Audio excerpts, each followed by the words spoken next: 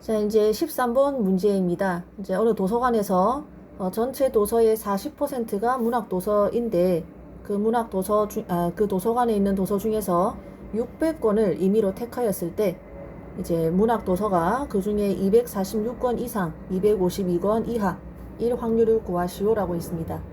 이 문제에 막혔더라도 일단 이 문제에서 구하고자 하는 것이 뭔가 246 이상 252 이하가 될 확률, 이걸 구하라고 하는구나, 이건 알아차렸을 거예요. 자, 문제는 이 x가 무엇이냐는 건데 문제에 나와 있진 않지만 당연히 이 x가 뭐겠어요? 문학도서 권수가 되겠죠. 항상 문제에서 뭐뭐를 확률 변수 x라고 하자라고 되어 있으면 이 x가 무엇인지 문제에서 정확하게 얘기를 해주고 있는 건데, 지금과 같이 문제를 스스로 읽어보고 확률 변수를 스스로 잡는 것도 이제 중요합니다. 스스로 잡아야 될수록 어려운 문제가 되겠죠. 자, 그리고 나서 해야 될 거는 이제 항상 문제 풀 때 좀 어려운 문제는 확률 변수 x가 무엇인지 제대로 파악을 해야 되고, 그 다음에 이 x의 확률 분포 종류가 무엇인지를 파악을 해야 됩니다. 확률 분포는 만약에 이산이다 하면은 크게 이항 분포가 있겠고, 고등학교에서는 이항 분포 말고 다른 거는 배운 적이 없기 때문에 그 어떤 이름을 띈 분포도 아닌 그냥 일반적인 확률 분포 표 그려가지고 뭐 이것저것 구하는 그런 종류인지, 아니면은 연속 확률 변수인 경우에는 우리가 두 가지밖에 안 배웠습니다. 정규 분포인지 아니면은 표준 정규 분포인지. 1번, 2번, 3번, 4번 중에 지금 어느 케이스인지를 알아차리는 게 필요합니다. 근데 지금 이거는 권수니까 정확하게 이산 확률 변수죠. 그래서 요 둘 중에 하나인데, 보통은 뭐뭐의 횟수, 아니면은 뭐뭐를 만족하는 개수, 뭐 사람 수, 이런 것을 확률 변수 x로 잡고, 그리고 이제 이 시행이 독립 시행인 경우, 그러면은 얘가 뭐다? 이항 분포다. 이렇게 배웠죠.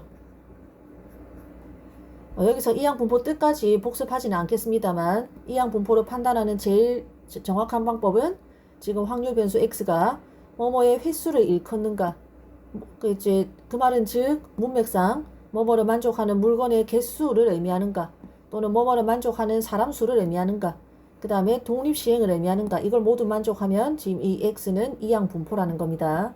우리 교과서에 이것만 만족하는데 독립시행이 안 돼서 이항 분포가 아닌 것도 있었죠. 이제 그런 것처럼 이거 두 개를 잘 파악을 해야 됩니다. 자, 근데 얘는 지금 이항 분포가 맞죠? 왜냐면 일단 뭐뭐의 권수니까 요 조건을 만족하고, 그리고 내가 책을 검사를 하는데 앞에 게 문학도서가 나왔든 안 나왔든 뒤에 게 문학도서가 될 확률에 전혀 영향을 미치지 않죠. 그렇기 때문에 이것은 독립시행도 맞습니다. 그래서 정확하게 지금 문제는 이항 분포가 됩니다. 자, 따라서 이항 분포이므로 시행 횟수와 이제 확률을 구해서 대입을 해야 되죠. 총 도서 몇 권을 택해서 검사합니까? 600권이니까 시행 횟수는 600이 되고, 그 다음에 P라는 것은 내가 한 권을 선택을 했을 때 그것이 문학도서 1 확률을 의미하는 거죠.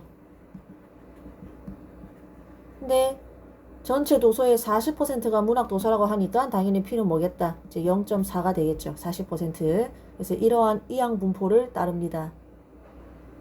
자, 그 다음에 실제로 문제에서 구하고자 하는 이걸 구하려면은 원래는 어떻게 해야 돼요? x가 246 이상 252 이하 1 확률을 구하려면 원래는 원칙적으로는 x가 246 될 확률, 247 될 확률, 마지막에 252 될 확률, 원래 이산 확률 변수이기 때문에 일일이 구해서 더 해야 되죠. 근데 이렇게 한다 안 한다? 안 한다. 뭘로 바꿔가지고 푼다라고 했습니까? 정규 분포로 바꿔가지고 푼다고 했죠. 자, 잠깐 오른쪽으로 한번 가볼까요? 이번 시험 범위에서 가장 큰 테마가 되는 세 가지 종류의 확률 분포입니다. 먼저 이산 확률 분포인 이항 분포는 이제 시행 횟수가 좀 클 때, 정확히 말하면 NP 곱하기 2가 이제 5 이상일 때 그 다음에 NQ의 곱이 5 이상일 때는 뭘로 바꿔서 이 정규분포로 바꿀 수 있다라고 했습니다. 그 과정을 교과서에 나오진 않지만 선생님이 정규화라고 한다고 했었죠. 자, 그럼 정규분포로 바꾸면은 평균은 원래 이항분포의 평균 그대로 갑니다. 그 다음에 분산은 원래 이항분포의 분산 그대로 갑니다. 그래서 이러한 정규분포로 바꾸어 생각할 수 있다라고 했습니다. 우리도 이 상태에서 구하기 힘드니까 이렇게 바꿔가지고 문제를 풀 거예요. 자, 그렇게 하고 나면은 이것도 다시 뭘로 바꿔줘야? 그렇죠. 표준 정규분포로 바꿔줘야 되죠. 표준 정규분포란 평균은 0이고 분산이 1인 정규분포를 의미하죠. 그래서 어떤 확률 변수 x에 지금 평균이 m 그리고 분산이 시그마 제곱이 있는데 이것을 어떻게 해줘야? 평균을 빼고 표준 편차로 나누어 준 녀석을 확률 변수 새로운 확률 변수 z로 취해줘야 이제 이러한 표준 정규분포를 가진다. 이 과정을 또 뭐라고 했습니까? 표준화라고 한다고 했죠. 그래서 이번 시험 범위는 이항 분포를 물어보거든 정규화와 표준화를 거쳐서 표준 정규분포로 만들어준 다음에 이제 이까지 만들었으면 드디어 뭘 이용할 수 있더라? 교과서 메인 뒤에 있는 표준 정규분포 표를 이용을 할 수 있죠. 그렇게 해서 문제를 풀어야 된다 하는 겁니다. 지금 현재 위치는 여기인 겁니다. 그럼 정규화를 해서 이렇게 바꿀 차례죠.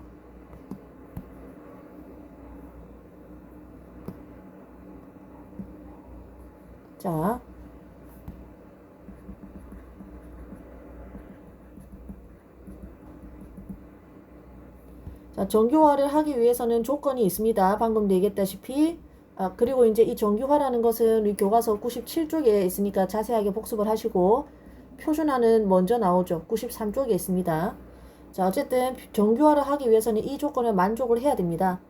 그래서 NP의 값을 조사를 해보니까 여러분 직접 구해보시면 알겠지만 600 곱하기 0.4라서 5보다는 훨씬 크죠. 그 다음에 NQ도 여러분 계산해보면 알겠지만 5보다는 훨씬 크다. 그래서 이 조건을 모두 통과하니까 정규분포로 바꿀 수 있습니다. 이제 바꾸면 평균은 원래 이항분포의 평균 NP 그대로 계산하면 240이 되고 그 다음에 분산은 NPQ 이거 계산을 하면 144가 나옵니다. 계산해 보세요. 근데 이제 웬만하면은 표준 편차의 제곱꼴로 항상 표현을 하라고 했죠. 정규분포에서 실수하기 쉬우니까 항상 이렇게 분산 부분을 표준 편차의 제곱꼴로 예를 들어서 이게 9다 그러면은 9라고 그냥 두는 게 아니라 3의 제곱 이렇게 표현을 하는 습관 기르라고 했습니다. 선생님이 12의 제곱이라고 했죠. 자, 이렇게 해서 정규화가 끝났습니다. 그러면 여기서 또 뭘 해야? 그렇죠. 확률 변수 z를 구해가지고 표준 정규분포로 바꿔줘야 되죠.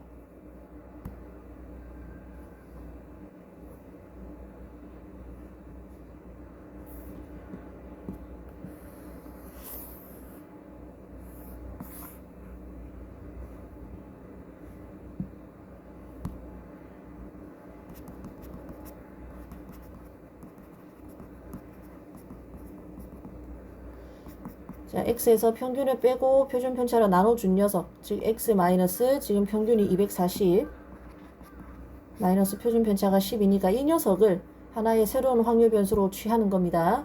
그럼 우리가 구하는 게 아까 기억에 선생님이 정리를 해놨죠. 기억에 의해서 내가 구하고자 하는 것은 문학도서 권수가 246권 이상 252권 이하가 될 확률인데 이거를 싹 다 Z에 대해서 바꿔줘야 되죠. 이제 같이 한번 해봅시다. 먼저 똑같이 평균을 빼주고 똑같이 표준 편차 12로 나눠주면은 이제 얘가 확률 변수 Z가 되죠. 따라서 내가 구하는 것은 0.5 이상 Z가 0.5 이상 그리고 1 이하가 될 확률이 됩니다. 이거는 표를 통해서 쉽게 구할 수가 있죠. 혹시나 싶어서 잘 안되면 항상 표준 정규분포 확률 밀도함수 그려주고 여기에서 나는 0.5 Z가 0.5 이상 1 이하가 될 확률 이만큼을 구하고 싶은 거죠. 자, 이제 확률 분포표 교과서 메인 뒤에 있는 확률 분포표에는 이런 넓이는 나와 있지 않죠. 항상 어디서부터 시작하는 0에서 뭐 이하 이 넓이가 나와 있을 거고 그 다음에 0에서 0.5 이하 요 넓이가 나와 있을 겁니다. 그럼 이제 녹색에서 보라색만큼 빼준 게 내가 구하고자 하는 확률이 되겠죠.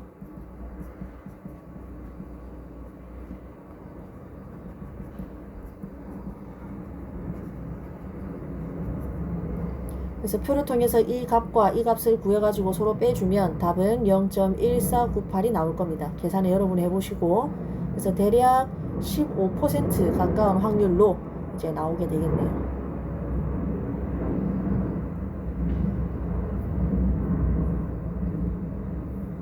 자, 이제 14번 문제입니다.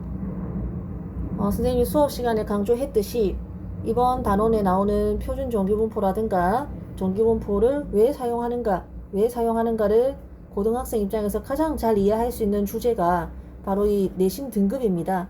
그래서 내신 등급 가지고 정규분포가 무엇이며 표준 정규분포로 왜 옮겨야 되는지를 정확하게 이해를 해라 라고 했습니다. 그 우리 교과서에 별도로 역량기르기라는 코너로도 나와 있는 거죠. 그죠? 그래서 중요한 겁니다. 자, 먼저 문제를 한번 읽어보도록 하겠습니다. 자, 어느 고등학교 2학년 학생들의 수학 과목 점수가 얘가 X가 되겠네요. 확률 변수. 자, 평균이 70점, 표준 편차가 10인 정규 분포로 따른다고 한다. 여기서부터 딱 적어야 되죠. X는 정규 분포, 평균이 70, 표준 편차가 10이다. 적어두고. 근데 물론 X는 2학년 학생들의 수학 점수, 개개인의 수학 점수를 의미합니다.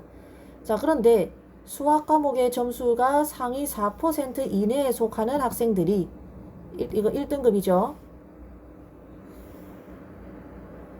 이제 1등급을 받는다고 한다. 근데 동점자가 없을 때 1등급을 받기 위한 최저 점수, 즉 문제에서 구하라고 하는 것은 한마디로 1등급 커트라인입니다. 1등급 커트라인을 구하는 문제입니다. 자, 이 녹색의 의미를 정확하게 이해를 하셔야 됩니다. 지금 다시 한번 적어보면은 나의 점수가 상위 4% 이내에 속한다 라는 말을 수업시간에 배운 확률 분포를 통해서 좀 언어를 바꿀 수가 있어야 됩니다. 이거는 무슨 말이다? 그러니까 전체 이제 성적은 이러한 정규 분포를 이룰 텐데 여기 어딘가에 이제 이만큼이 4%가 되는 커트라인이 있겠죠. 이제 상위 4% 이내에 속한다라는 말은 내 점수가 여기 있다는 겁니다. 그러니까 얘보다 높다는 거죠. 그 말은 나보다 성적이 좋은 학생들이 전체의 몇 %밖에 안 된다는 것이다. 전체의 4% 밖에 안 된다는 겁니다. 그러니까 이 녀석들은 모두 나보다 성적이 좋은 학생들입니다. 그죠?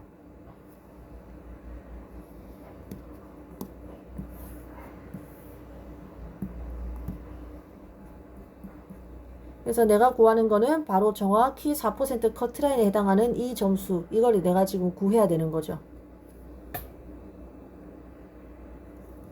다시 한번 정리하면은 구하는 것은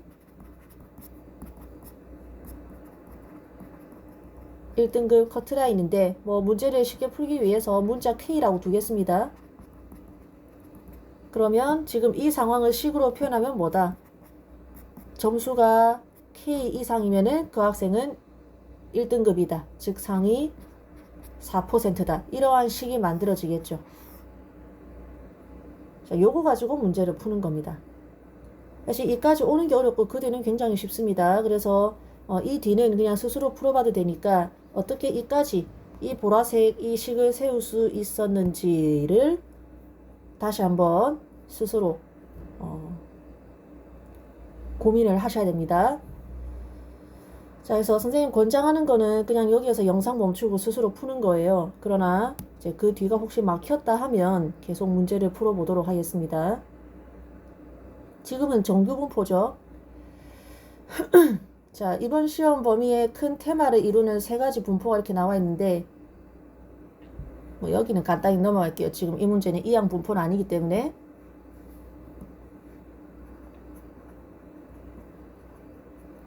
이러한 조건을 만족하면 이항 분포는 정규 분포로 바꾸어 생각할 수 있었고 자세한 거는 그냥 97쪽 읽어보시고 지금은 이미 정규 분포죠. 정규분포로 하면 평균과 표준 편차가 있겠죠. 근데 이것은 뭘로 바꿔야 된다? 정규분포로 바꿔서 생각을 해야 됩니다. 즉 x 마이너스 평균 나누기 표준 편차, 이 녀석을 새로운 확률 변수 z로 생각을 해야 되죠. 이 과정을 표준화라고 했었고, 자세한 것은 우리 교과서 93쪽에 나와 있습니다. 하고 나면은 이 분포는 제멋대로인 평균과 분산을 가진 게 아니라 평균은 정확히 0, 그리고 분산도 정확히 1이 되는 이제 그러한 표준 정규분포가 되고, 이렇게 돼야 비로소 확률 분포표를 이용을 해서 문제를 구할 수가 있죠. 지금은 x가 정규분포를 이루기 때문에 이 과정을 통해서 표준 정규분포로 바꿔서 생각을 해야 이걸 이용해서 문제를 풀 수 있는 거죠. 따라서 표준화를 하자.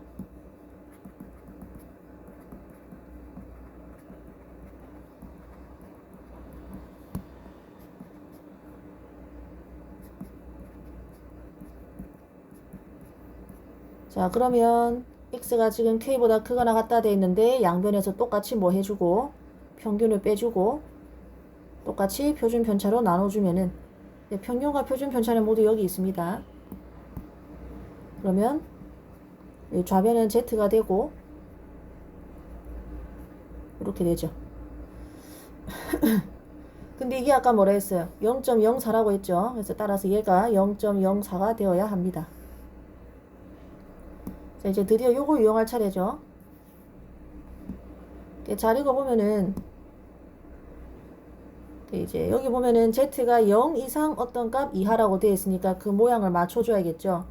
그래서 설명하려니까 좀 힘든데 그냥 그림 그리면 사실 되게 간단한 겁니다. k-70 나누기 10이라는 게 있어요. 여기는 0이고, 그런데 그냥 z가 이 값 이상이면 여기가 0.04가 된다는 거야. 그러면 이게 뭐예요? 그냥 0.5 마이너스 0.04니까 0.46 아니에요. 근데 0.46이 여기 있잖아. 그러니까 이 보라색의 넓이의 정체가 뭡니까? z가 0 이상 이거 아니야. 근데 지금 이게 0.46이래. 근데 지금 요 식 그대로 모양 한번 비교해보세요. 똑같잖아. 그럼 뭐가 1.75다? 얘가 1.75라는 거죠. 그래서 그림으로 이용하면 전혀 뭐 설명할 게 없는 내용입니다. 그걸 굳이 말로 풀어 설명하니까 지금 좀 어렵네요. 그림이 이렇게 그려진다는 것만 이해하면 이게 당연히 1.75가 된다는 것도 이해가 되겠죠. 자, 따라서 10분의 k-70, 얘가 1.75니까 계산하면은 k는 70 더하기 17.5 해가지고 87.5가 되겠네요. 아까 이제 문제에서 구하라고 한 게 이 k 값이었죠. 그렇기 때문에 답은 87.5. 따라서 이 시험은 87.5점만 받으면 1등급이 된다. 이렇게 이해할 수 있겠습니다.